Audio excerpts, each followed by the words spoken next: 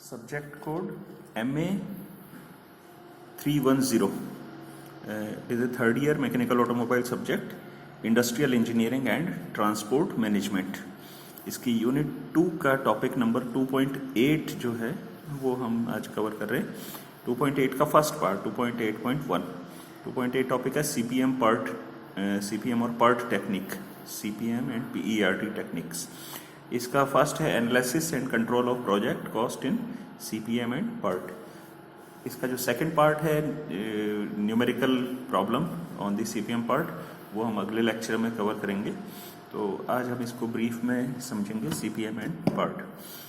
जो CPM और part है, ये जो दोनों टेक्निक्स हैं CPM और पार्ट, ये परियोजना अनुसूचीयन यानी प्रोजेक्ट शेड्यूलिंग की टेक्निक्स होती हैं. जो बड़े प्रोजेक्ट्स होते हैं उनकी शेड्यूलिंग जब की जाती है, जो हमने इससे पहले लेक्चर में पढ़ा था प्रोडक्शन प्लानिंग एंड कंट्रोल के अंदर, हमें शेड्यूलिंग एक महत्वपूर्ण पद होता है. Forecasting, routing, scheduling, dispatching, follow up. तो उसमें शेड्यूलिंग जो जिसे अनुसूचीयन कहते हैं वो होता है. CPM का अर्थ है क्रिटिकल पाथ मेथड, यानी जो नेटवर्क टेक्निक है शेड्यूलिंग की, उसकी एक टेक्निक है CPM, क्रांतिक पथ विधि हिंदी में इसको कहते हैं. और PERT जिसे हम कहते हैं program evaluation and review technique. कभी कभी इसे project evaluation and review technique भी कहा जाता है. अर्थात कार्यक्रम मूल्यांकन एवं पुनरावलोकन तकनीक या परियोजना मूल्यांकन एवं पुनरावलोकन तकनीक. तो ये दोनों टेक्निक्स जो हैं ये बहुत पॉपुलर टेक्निक्स हैं और इनका यूज़ किया जाता है किसी भी प्रोजेक्ट को जो है शेड्यूल करते समय. और इनकी सहायता से हम संसाधनों का जो है अनुकूलतम उपयोग कर सकते हैं, ऑप्टिमम यूटिलाइजेशन कर सकते हैं, कम से कम समय में प्रोजेक्ट को पूरा कर सकते हैं. तो ये इसको हम इसके कुछ महत्वपूर्ण जो पद हैं उनकी सहायता से CPM और पार्ट के जो महत्वपूर्ण टर्म्स हैं उनकी सहायता से इसका अध्ययन करेंगे.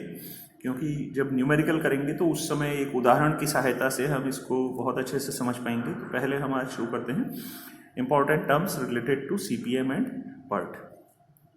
जो सबसे पहले होता है एक्टिविटी, जिसे हिंदी में कहते हैं संक्रिया या कार्यांग. एक्टिविटी क्या है? किसी भी परियोजना को, जो बड़ी परियोजना होती है, उसे हम छोटे छोटे भागों में बांट लेते हैं. जैसे मकान बनाने की एक एक्टिविटी है तो वो बहुत बड़ा प्रोजेक्ट है और उसे छोटे छोटे भागों में बांट लिया. जैसे नींव खोदना, नींव का भरना, प्लिंथ लेवल तक चुनाई, उसके बाद दीवारों की चुनाई या और इस तरह के छोटे छोटे कार्यों में बांट लिया. तो उन एक्टिविटीज़ को हम कहते हैं संक्रिया या कार्यांग. इन एक्टिविटीज़ को जब हम दर्शाएंगे तो इन्हें हम तीर के द्वारा भी दर्शा सकते हैं. कोई एक्टिविटी है, उसका प्रारंभ होने का समय होगा, घटना होगी, और एक समाप्ति की घटना होगी. I और J मान लीजिए प्रारंभिक और समाप्ति का इवेंट है, घटना है. और तो ये एक्टिविटी हो गई, एक कोई एक्टिविटी है IJ. इसको हम तीर की सहायता से दर्शा सकते हैं. इसमें लगने वाला जो समय है वो यहाँ पर टाइम इसके ऊपर दर्शा सकते हैं. तो कोई भी एक्टिविटी है, उस एक्टिविटी के कुछ पहले घटित होने वाली यानी पूर्ववर्ती घटनाएं होंगी, और कुछ इसके बाद में होने वाली घटनाएं होंगी, कुछ इसके साथ साथ यानी संगामी घटनाएं हो सकती हैं. तो पूर्ववर्ती घटनाएं या पूर्ववर्ती संक्रियाएं या पश्चातवर्ती संक्रियाएं या संगामी संक्रियाएं हो सकती हैं. इनमें हर एक्टिविटी में समय लगता है.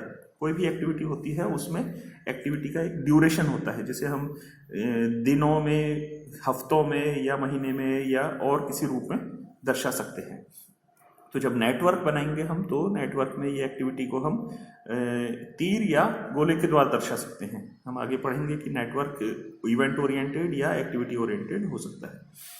तो ये एक्टिविटी जो है, इसके बाद आता है इवेंट या घटना. किसी संक्रिया के प्रारंभ अथवा समाप्ति को घटना कहा जाता है. कोई संक्रिया है, उसका प्रारंभ होना या उसका समाप्त होना, ये एक घटना है.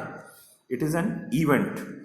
अर्थात संक्रिया में तो समय लगता है, परंतु घटना में कोई समय नहीं लगता, क्योंकि घटना एक स्टार्ट होना या एंड होने का जो शो करता है कि वो उसमें कोई समय नहीं लगेगा, परंतु संक्रिया में समय लगेगा। ठीक है, तो इसके बाद आता है अगला टर्म हम लेते हैं नेटवर्क। नेटवर्क या जिसे हम कहते हैं जाल, क्रांतिक पथ निर्धारण के लिए सभी संक्रियाओं के में जो अंतर संबंध है, इंटर रिलेशन है, वो स्थापित करने के बाद इस संबंध को दर्शाने के लिए जो चित्र बनाया जाता है उसे नेटवर्क कहा जाता है। यानी कि जो हम एक्टिविटी को और इवेंट को गोले के माध्यम से और तीर के माध्यम से दर्शाते हैं, उनका इंटर रिलेशन जो है, आपसी अंतर संबंध दर्शाने के लिए जो हम बनाते हैं उसे नेटवर्क कहते हैं। नेटवर्क पर हम जो क्रांतिक पथ है उसका निर्धारण बहुत सरलता से कर सकते हैं। जो नेटवर्क है वो दो तरह के हो सकते हैं, संक्रिया उन्मुखी यानी एक्टिविटी ओरिएंटेड, या घटना उन्मुखी। तो ये नेटवर्क किसी भी सीपीएम या पर्ट का एक बहुत महत्वपूर्ण स्टेप होता है। इसके बाद आता है किसी भी नेटवर्क के अंदर हम दो समय एस्टीमेट प्रमुख रूप से निकालते हैं। EST, अर्लीस्ट स्टार्ट टाइम, यानी शीघ्रतम प्रारंभ समय। किसी संक्रिया को शीघ्र से शीघ्र प्रारंभ किए जा सकने का समय जो है वो कहलाता है EST, शीघ्रतम प्रारंभ समय। ये वो समय होता है, मान लीजिए कोई एक्टिविटी है, उसके पहले आने वाली एक्टिविटीज, 4 एक्टिविटीज और हैं जिनके समाप्त होने के बाद अगली एक्टिविटी शुरू की जा सकती है। तो जब वो चारों एक्टिविटी पूर्ण हो जाएंगी तभी अगली एक्टिविटी शुरू की जा सकती है। अर्थात उन चारों एक्टिविटीज के समाप्त होने का जो समय होगा, उनमें जो सबसे बड़ा समय होगा वो टाइम एस्टीमेट अगली एक्टिविटी के लिए EST या अर्लीस्ट स्टार्ट टाइम होगा। इसके विपरीत होता है लेटेस्ट फिनिश टाइम, यानी कि अंतिम समाप्ति समय। तो किसी भी संक्रिया के लिए ये वह अंतिम समय होता है जिस समय तक वह संक्रिया समाप्त हो जानी चाहिए, यानी पूर्ण हो जानी चाहिए। लेट से लेट कब फिनिश हो सकती है वो एक्टिविटी, ये इनका हम उदाहरण जब करेंगे उस समय इनको विशेष रूप से और समझ में आएंगी ये चीजें। एक होता है स्लैक या गुंजाइश। किसी घटना या इवेंट के EST और LFT का जो अंतर होता है उसे गुंजाइश या स्लैक कहते हैं। अर्थात EST माइनस LFT जो आएगा वो कहलाएगा गुंजाइश। तो क्रिटिकल पाथ क्या होता है? क्रिटिकल पाथ होता है ऐसे सभी इवेंट्स को जोड़ने वाला वह पथ, यानी सभी एक्टिविटीज को सम्मिलित करते हुए जो ऐसा पथ बनेगा जिस पर स्लैक शून्य हो या गुंजाइश शून्य हो, वह क्रांतिक पथ कहलाता है। क्रांतिक पथ की एक और खासियत है कि क्रांतिक पथ पर जितनी भी संक्रियाएं हैं उनमें यदि किसी संक्रिया को पूर्ण होने में विलंब होता है तो वो संपूर्ण परियोजना के समय को प्रभावित करता है, यानी उस समय को, प्रोजेक्ट ड्यूरेशन को वो बढ़ा देगा। अर्थात क्रांतिक पथ पर जो भी एक्टिविटीज हैं हमें उनके ऊपर विशेष ध्यान देना होगा कि कहीं उनमें से किसी एक्टिविटीज में डिले नहीं हो। जो नॉन क्रिटिकल एक्टिविटीज होती हैं उन पर गुंजाइश होती है, अर्थात उनमें लगने वाला समय जो है, यदि उसमें कोई विलंब भी होगा तो जितना स्लैक उसके पास है उतना विलंब उसमें संभव है। उससे टोटल प्रोजेक्ट ड्यूरेशन, कुल परियोजना समय पर कोई प्रभाव नहीं पड़ेगा। किंतु क्रांतिक जो पथ है उस पर स्थित सभी संक्रियाएं, यदि उनमें लगने वाला समय किसी प्रकार से बढ़ता है तो उससे कुल परियोजना समय, टोटल प्रोजेक्ट ड्यूरेशन अधिक हो जाता है। इसलिए हमें ये क्रांतिक पथ का विशेष ध्यान रखना है। अब एक PERT में भी जो समय एस्टीमेट, टाइम एस्टीमेट्स काउंट होंगे, ये पद भी हम समझते हैं। एक जो हमने देखा critical path method, critical path method एक डिटर्मिनिस्टिक मॉडल है। डिटर्मिनिस्टिक मॉडल अर्थात उसमें जो संक्रिया में लगने वाला समय है वह सुनिश्चित रूप से हमें पता होता है कि किसी संक्रिया में कितना समय लगेगा। किंतु दूसरा जो है मॉडल हमारा PERT, PERT, program evaluation and review technique, यह इसमें जो किसी भी संक्रिया में लगने वाला समय सुनिश्चित रूप से नहीं पता होता है, उसमें प्रोबेबिलिटी होती है, संभावना होती है, वो कम समय में भी पूर्ण हो सकता है, अधिक समय में भी पूर्ण हो सकता है। तो ऐसे में उसके 3 टाइम एस्टिमेट्स पर यहाँ पर विचार किया जाता है। पहला टाइम एस्टिमेट है ऑप्टिमिस्टिक टाइम एस्टिमेट या ऑप्टिमिस्टिक टाइम, जिसे हम हिंदी में कहते हैं आशावादी समय, TO, वो ऑप्टिमिस्टिक से लिया गया है। यह वह कम से कम समय है, it is the minimum time. सबसे कम 3 समय एस्टिमेट होंगे, उनमें जो सबसे छोटा समय होगा वो कम से कम समय है जिसमें किसी संक्रिया को पूरा किया जा सकता है। यानी किसी संक्रिया में लगने वाला सबसे कम समय जो है, जिसकी संभावना है, वो कहलाता है TO। यानी साधारण से अधिक कुशलता, ज़्यादा इफेक्ट जो है एफिशिएंसी से, और अनुकूल परिस्थितियां होने पर किसी भी संक्रिया को इस समय में पूर्ण किया जा सकता है। यानी कोई संक्रिया करने के लिए जो परिस्थितियां, यदि वो सब अनुकूल हों और कार्य करने वाले जो हैं उनकी कुशलता भी सामान्य से अधिक हो, तो संक्रिया में कम समय लगेगा, और कम समय ऑप्टिमिस्टिक टाइम कहलाता है। इसके विपरीत होता है पैसिमिस्टिक टाइम।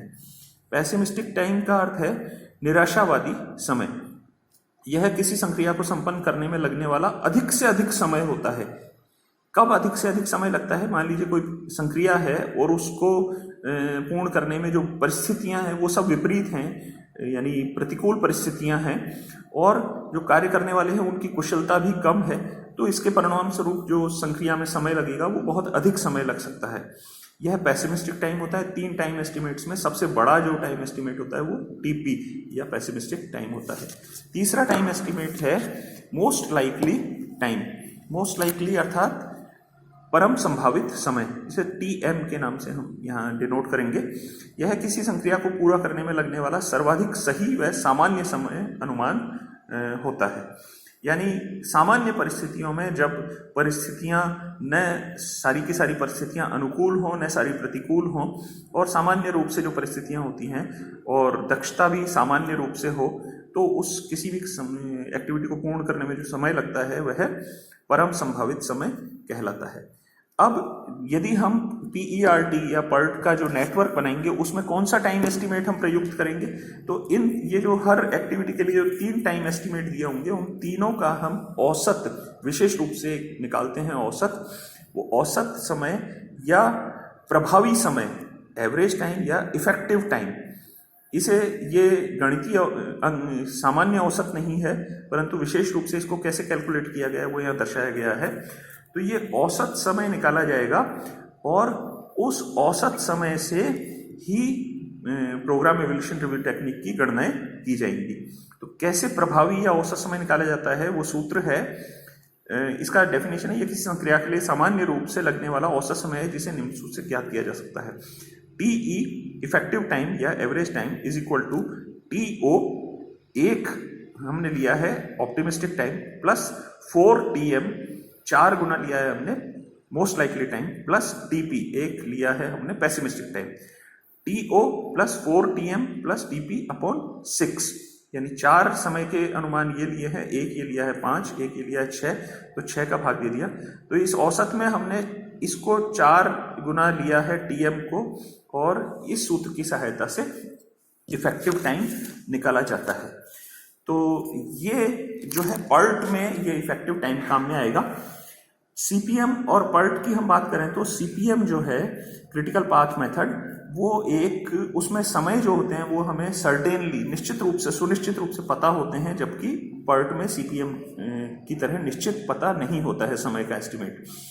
CPM एक डिटर्मिनिस्टिक मॉडल है, यानी निश्चयात्मक जो है मॉडल है, जबकि PERT जो है वो एक प्रोबेबिलिस्टिक या संभावनात्मक मॉडल है। इसका जो यूज किया जाता है CPM का, वो रिपीटेटिव एक्टिविटीज जहां पर रिपीट होती हैं, जैसे कंस्ट्रक्शन प्रोजेक्ट वगैरह, इस तरह के इनमें CPM का यूज किया जाता है। जबकि प्रोजेक्ट एवोल्यूशन रिव्यू टेक्निक का यूज किया जाता है रिसर्च एंड डेवलपमेंट, अनुसंधान और इनके कार्यों में, जिनमें हमें समय का एस्टिमेट का कोई आभास पहले से हम नहीं लगा सकते, उनमें उसका यूज किया जा सकता है।